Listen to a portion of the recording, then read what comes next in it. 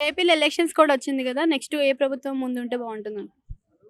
Next ఏ ప్రభుత్వం ముందున్నదానికంటే first of all ఎవరు ఏం చేసినారని ఆలోచించడే నెంబర్ వన్. హ్మ్. అంతకుముందు ఉన్న సీఎం ఏం చేసిండు, హ్మ్. ఇప్పుడున్న సీఎం ఏం చేసిండు, హ్మ్. అదొకటి దృష్టిలో పెట్టుకొని హ్మ్. జనాలు ఓటేస్తే బాగుంటుందని నా ఆలోచన. ఓకే. అంటే మీ ఉద్దేశ ప్రకారం ఏ ప్రభుత్వం మంచి చేసింది మరి? ముందు చూసుకున్నా, ఇప్పుడు చూస్తున్నా?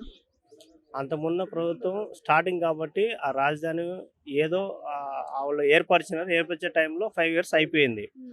ఇప్పుడున్న ప్రభుత్వం వచ్చేసరికి రాజధాని 3 రాజధానులని అదని ఇదని టైం పాస్ చేసి దాన్ని ఆ పీరియడ్ని క్లోజ్ చేశారు. హ్మ్. నెక్స్ట్ ఏందనేది నెక్స్ట్ వచ్చే 5 yearsలో ఎవరు వస్తారు ఏందన్నది ఓన్లీ రాజధాని ఏందనేది నిర్ణయిస్తారు. కానీ ఫైనల్గా వచ్చేసరికి అమరావతి రాజధాని. ఇది జగన్మోహన్ రెడ్డి తెలుసు, చంద్రబాబు నాయుడు తెలుసు, ఓవరాల్గా రాజకీయ నేతలకు అందరూ తెలుసు.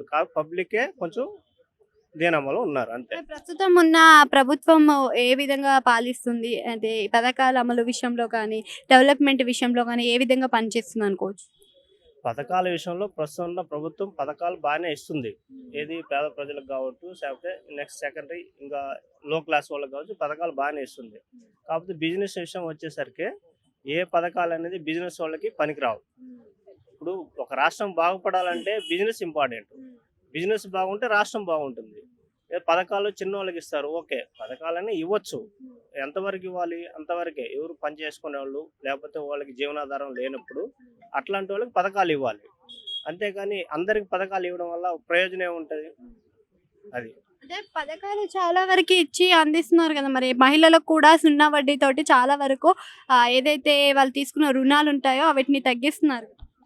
మహిళలకు సున్నా వడ్డీ అనేది ఇప్పుడు కాదు, రాజశేఖర రెడ్డి పీరియడ్ నుంచే ఉంది. హ్మ్. దాని తర్వాత చంద్రబాబు నాయుడు పీరియడ్లో కూడా ఉంది. సున్నా వడ్డీ కాకపోయినా 10 పైసలో లేకపోతే 20 పైసలు 25 పైసలో హ్మ్. వాళ్ళ గవర్నమెంట్ రూల్స్ ప్రకారంగా వాళ్ళు ఇచ్చినారు.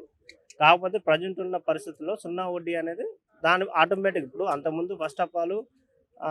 2 బియ్యం అన్నారు, తర్వాత రూపాయి బియ్యం అన్నారు. అంటే గవర్నమెంట్ బట్టి ఆటోమేటిక్గా చేంజ్ అవుతూ ఉంటుంది.